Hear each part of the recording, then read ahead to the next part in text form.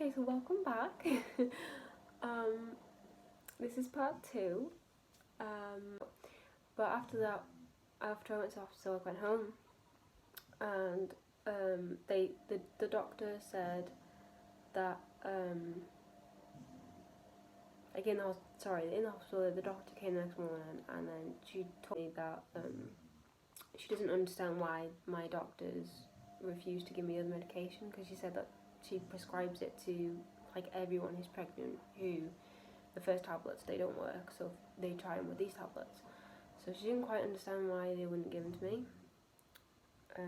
So she put me in a description, and she put it so like, I think she wrote to my doctors, or she put it through my doctor that it was the wrong medication I was on this one. So at this point we had to move back in with my dad, because the flat we were in had a mould problem, which is going to sound really stupid because this flat has a mold problem, but we figured out what it is. So both flats are exactly the same, they're just in different they're just in a different street. So we have an alleyway, and the alleyway gets really damp, and the damp goes in the floorboards, in the carpet, and then it rises. So sadly we still have the mold problem, but we have got a dehumidifier now. So the reason why we thought we had mould in the old flat was because there was no heating at all. So like that's why we moved here, because it was heating. We have radiators and stuff like that, obviously. But yeah, so in the other flat we didn't have that, so that's why we thought we had a mold problem, but it wasn't that. It was the alleyway, but still. Anyways, continue. So at this point we had to be back in with my dad, and the tablets I was still taking, and I suddenly ran out. So I had to phone the doctors again to get a new prescription, and they wouldn't give them to me again. So my mum wrote them a letter saying how I need these medication, and I have to keep, and they said like you're just gonna have to keep doing the letter every time I need it. So my mum had to print off loads of letters, because every time I needed them I'd have to give them in, instead of them just giving them me, because the hospital told them to do that. But still, don't know why this happened. Anyways, so yeah, so before she had to do the letter though, I did get very ill again. I was being sick. I didn't go back into hospital because I literally had to force myself to eat and to try and stay hydrated, because the last experience terrified me and I didn't want to go back. So I did my absolute best to try and stay well. So I managed to. I was very close to going back to hospital though. But I'm still very glad I stayed, I was okay. So now, like, I think the sickness, it didn't stop throughout. I had to keep taking it every single day. Literally, like, if I missed a day, I would feel really sick, or I would get weak. So I had to keep taking it every day. And like, this is not just in the first trimester, this is for like all the trimesters. So the second trimester, I want to go on to. Not like a lot of stuff really happened. I had a few cravings. I was obsessed with hot chocolate, Wotsits, and I hated Wotsits before, and all of a sudden I loved Wotsits. Cheese and onion crisps. it's mainly just crisps and Monster Munch as well. So it's crisps and hot chocolates. Yeah, I don't remember a lot of stuff in the second trimester. Because I spent most of my second trimester at my dad's. But then we went, like me and Ryan, my dad like gave us some money, and I had some birthday money left, and he was like, "Do you know what you deserve to go away before the baby comes?" So me and Ryan went to Stoke, I think. Yeah, begins with an S. Only for like 4 days, I think. And we were in a tent. I'll try and put some photos up of the before and after, because it was quite funny. So we put the tent, my dad and my brother stayed to put the tent up and help us and all that, so we did that. They left, you know. We were in the tent one night. We decided to go into town or something, or go somewhere, go for a walk or something. We came back, torrential, the tent blown over into a barbed wire fence. So we then had to drag the tent, crawl in the tent. Oh no, sorry. There's people all around our tent trying to drag it off of the barbed wire to try and save it. And the owners were there saying like, "Oh, is this your tent?" I'm like, "Yeah, this is our tent." And then they were just like, "Oh, you're gonna have to collect your stuff." So we were like, "Okay." So we had to crawl in the tent, and it had no poles in it, so they were opening up the entrance. So Ryan crawled in there. He got like all of like our essentials, like the laptop and chargers and all that. And then they turned to me and just like, "Are you gonna get anything?" So I felt really awkward. So I was about 20 weeks pregnant, I think. So I did crawl in there to pick up 1 or 2 things, and then I crawled straight out again. But I don't think they knew I was pregnant, but still. And but yeah, I was fine. It was fine.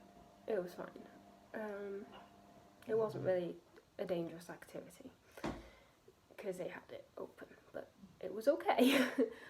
And so yeah, so after we got out of the tent, they were just like, "You're not gonna be able to rescue it." So we were like, "Yeah, what should we do?" And they were saying like, "Oh, well, you can either have a refund or we'll put you in a cabin." So we went with the cabin, which was quite nice, to be honest. I'm glad we stuck with the cabin.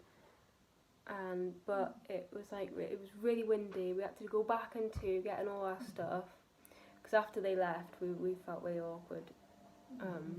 So we wanted to get all the stuff out of our tent, because we didn't want to just kind of leave it all there in case it, like, because they put like cones like on top of the tent so it wouldn't blow away, but we felt awkward because we thought someone was gonna rob it, or like, I don't know, try and go in there, or it was just gonna blow away and we were never gonna see our stuff again. So we crawled in there, grabbed literally everything when they left, and walked back up, and yeah, well, Ryan was like, got most of it obviously, and but yeah, and we went back to the cabin, and then after that we had a really nice time. But it was just quite funny because my dad was there. He was like saying like, "Oh, it's never gonna blow away. It's like, you'll be fine in a tent," and it just blew away, shredded to pieces. So yeah, and then 3rd trimester. So also I had like this pregnancy pillow, it helped me quite a lot. So if like anyone is struggling with their sleep and all that, like, I would recommend a pregnancy pillow, because it was like one of those ones where like you have like a peg bit and it's like really like long, where you can like put your legs and cuddle. Yes, I really liked mine. But yeah, that was one of the things I dragged out of the tent. It must have looked dead weird, but oh well. And then Then 3rd trimester, so it was, I got to around 30 weeks, and like I know I know what Braxton Hicks is, and people are gonna be like, I know some people are gonna be commenting saying that's what it was, but it was a bit extreme. I had to go to the hospital. They thought I was going into labour. I had contractions all in my tummy, and it was very painful. They gave me painkillers. I was supposed to have gas in there as well, but the people get like, they said like, oh, I'll go get you some gas in there, and then they never came back, because I wasn't in the ward which I mentioned before. I wasn't in like the giving birth ward. I was still in the I don't really know what ward I was in. It was like in between wards, so it was like just before you go on to that ward, I think. So no, I think it was on that ward, but it was like a different room, like a different ward, so it was attached to the same thing. So it was like a ward here, then there was like a bit in the middle, and then there was another ward, which is the ward that I was on the first time. So I was on this ward, and they monitored my tummy, and they were saying like, oh, you're getting contractions, like there's a chance you're gonna go into labour. And I was pooing myself because I was only 30 weeks, and I didn't know what was gonna happen. I was like really scared. I don't know. I just didn't know. Ryan was there. Like obviously again, this is during COVID, so I'm very grateful that they because no one was on the ward, they let Ryan there to sit next to me. And the woman was talking to us, and they were saying if it does look like I'm going to go into labour, because we live in Wrexham, they would have to rush me in an ambulance to Rill to give birth, because they said that they got better equipment there to keep the baby alive. And so that was scaring me, because I thought, well, what if we don't get there on time? But then she was like also there saying like, oh, well, if it does end up that you have it here, it will still be fine, like we still got stuff, it's just not as good. But yeah, they were being quite nice to us. They were trying to like help us and all that. But it was very painful because they gave me a COVID test, which was fine. Obviously it was negative, but they had to examine me down there. And when I say it was very painful, I don't know if that was just me, but they were like, again, they were just like, why are you screaming? Stop screaming. But it was very, and I'm not very good, I'm quite good with pain. I'm very good with it. But down there, it scares me. And when I saw a tube thing, it was a weird kind of tube that had to be inserted up there. And it freaked me out even more. So obviously it made me very tense. And yeah, they were still there saying like, well, I can't get this probe up there if you're gonna be dead tense. I was like, well, how am I supposed to relax? Like, I just didn't get how I was supposed to relax. I was literally there, I was squeezing Ryan's hand, I think. Or was Ryan there at this point? No, they weren't allowing Ryan there at this point. They had him behind the curtain. So I was squeezing another woman's hand.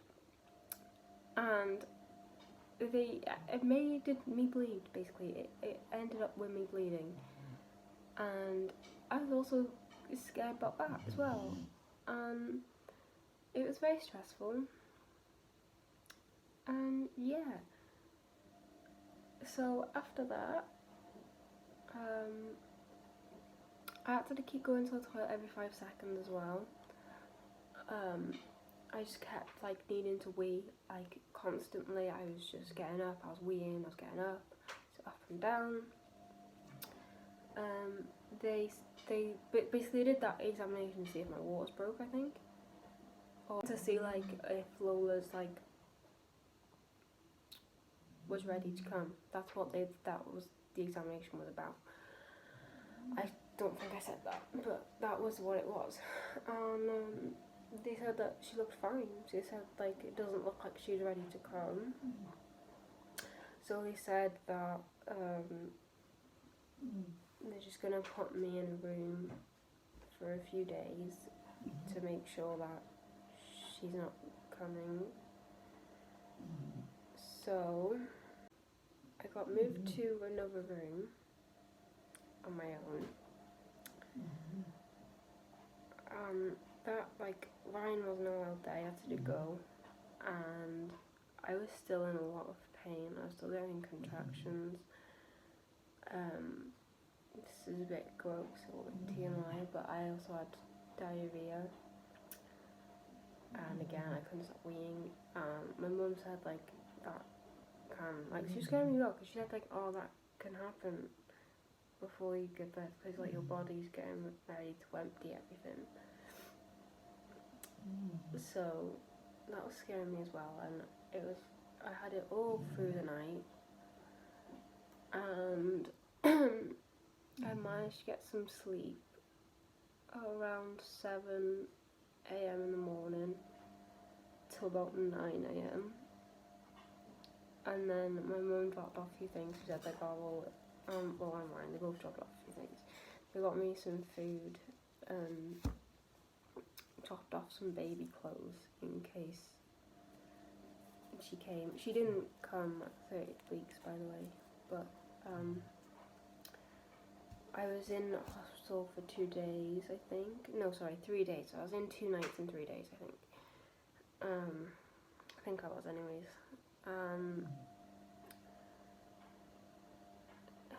Yeah, it was horrible there again. I can't remember anyone being too mean there though. I think they were all pretty much nice on that time. But yeah, and then so they were still monitoring my bump and all that. They were still monitoring that all. So I think I was on a drip as well. So I was also on another drip, I think. I'm thinking now, I can't remember if I actually was. I remember they were monitoring my belly because I had like the straps and then like this machine going like that. But yeah, and then I left. I went home. They said that it could happen any day now, so I was freaking out. And they said like, oh yeah, that's what they said. They said if it was over 22 weeks, then it could be done in Wrexham. If it was anything below 32 weeks, I'd have to been rushed to Rill. So I was still like really scared in case, I was still really scared in case like something like that happened. So it was like always on my mind because like, I don't know, I just thought like it was more like 36 weeks. So I don't know, I just didn't know she would come before then. So yeah, I was quite scared. I didn't know what to do.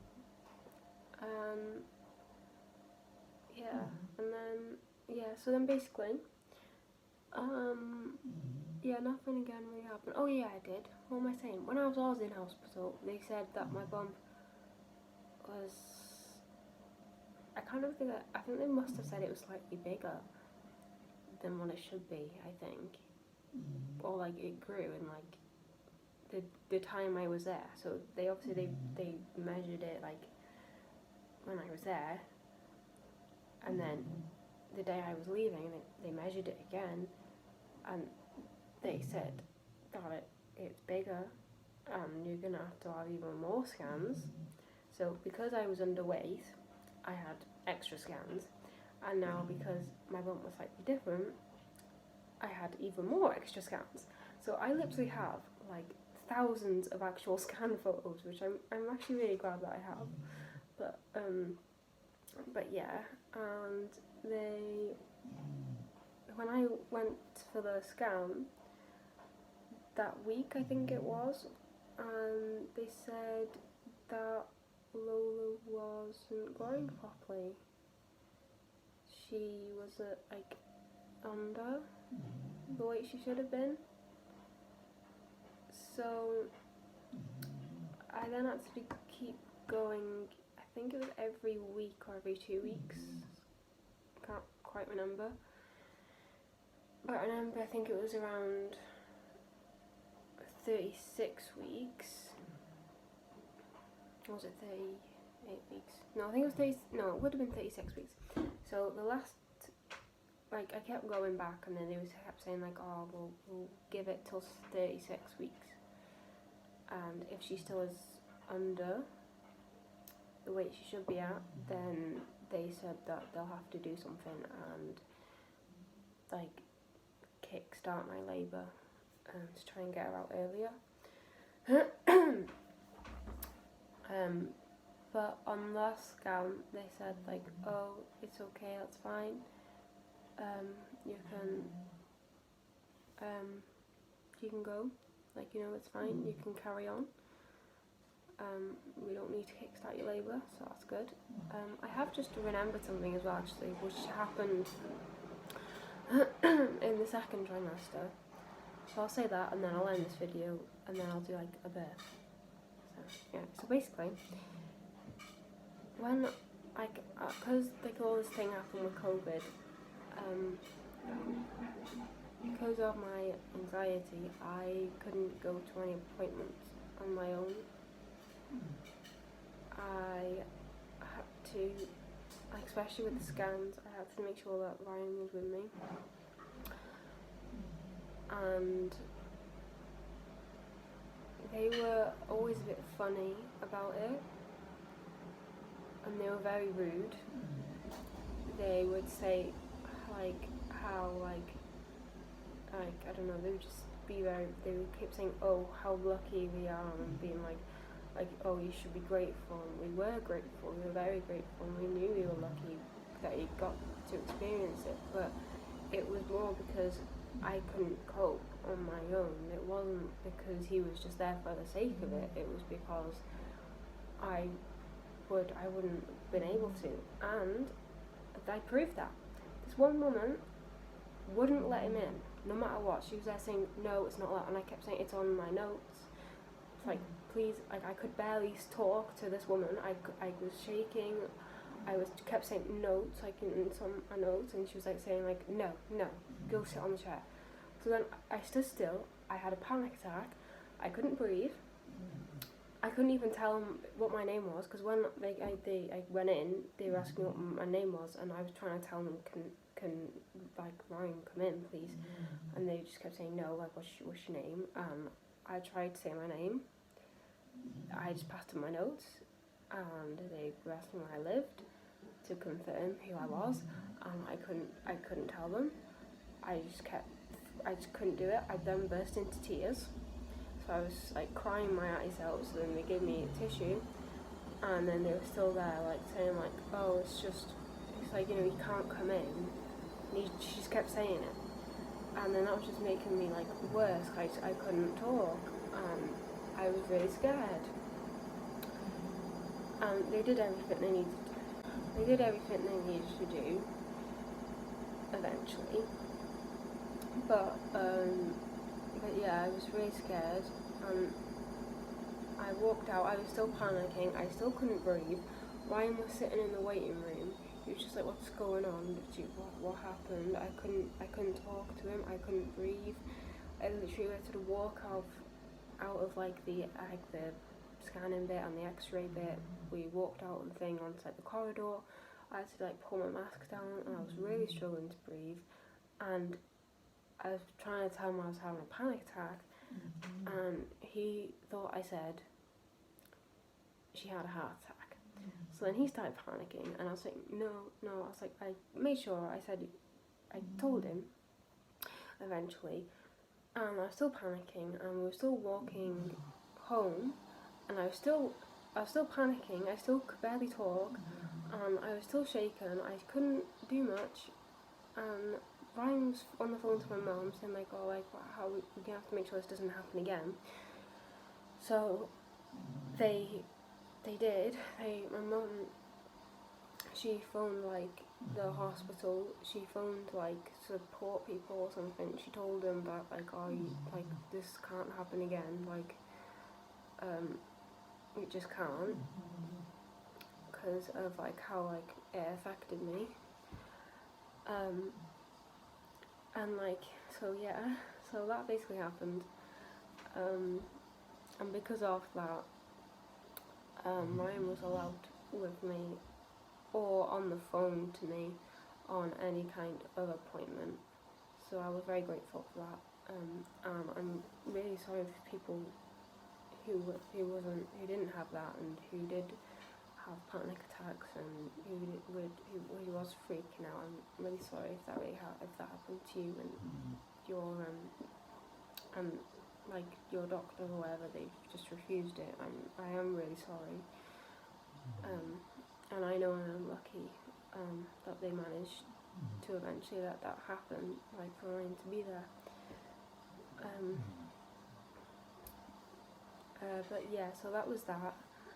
And also, I'm on half an hour again. So also, I just want to add quickly, this is my 3rd trimester, I think, as well. I think I had an infection or something down there. So I went to like because I had to go to like a special clinic there every so often because I was underweight and all that, so I had to keep going, like for like just little checkups and all that. I asked them that there was something wrong down there, like it's really sore and all that. So I had to do an examination, and they did the same thing with the tubey thing, and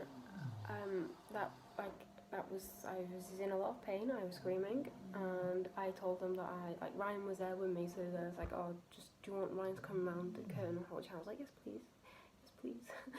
So I managed to hold his hand, and they were saying like, oh, do you know what they said? They said, think of it like if you're having intercourse. They were just like, just think of it like that. I was like, how could you think of it like that? No, it's sharp, it hurts. Just no, I don't want to think like that. It killed. So yeah, that was their suggestion apparently, and they kept going on about it, and I didn't like that. It wasn't. I don't know. It just wasn't like they were like making out like I was like this kind of person, and I wasn't that kind of person. Because they kept going on about it. They just kept saying like, I need to relax and stuff like that, and I couldn't relax. But yeah, so that was that bit. So anyways, I'm going to end this video again because it's on 32 minutes, and then I'll talk to you about my giving birth experience. So yeah, okay, so I hope you enjoyed this video. Again, I'm sorry it's a bit long, and I'm sorry I ramble, and I'm sorry if I don't know, I'm just sorry. Yeah, I hope you enjoyed this video. Bye. Sorry if the telly's a bit loud. I've lost the remote, so I can't find it. I'm currently just in bed. I haven't long woke up, and I've just started editing. So I forgot to mention, because I don't think I added it in, but I had an injection in the hospital, so for the 3rd time I was in the hospital before when I was having the contractions, they gave me an I think it was, I can't remember if it was 1 injection or 2 injection in my legs, which was steroids, which is basically to calm down the contractions and to make Lola stronger. If she were to come then. But sorry, it's shaky. Lola is there trying to come in the video. But yeah, so that, I think that's why the contractions stopped. But I think that is also, obviously I don't know, but I have a feeling that Lola's growth was changing quite quickly. I think it was because of the injection, but obviously I can't prove that and I don't know, so yeah. But thank you for watching part 2. Hope you enjoyed it. Thanks.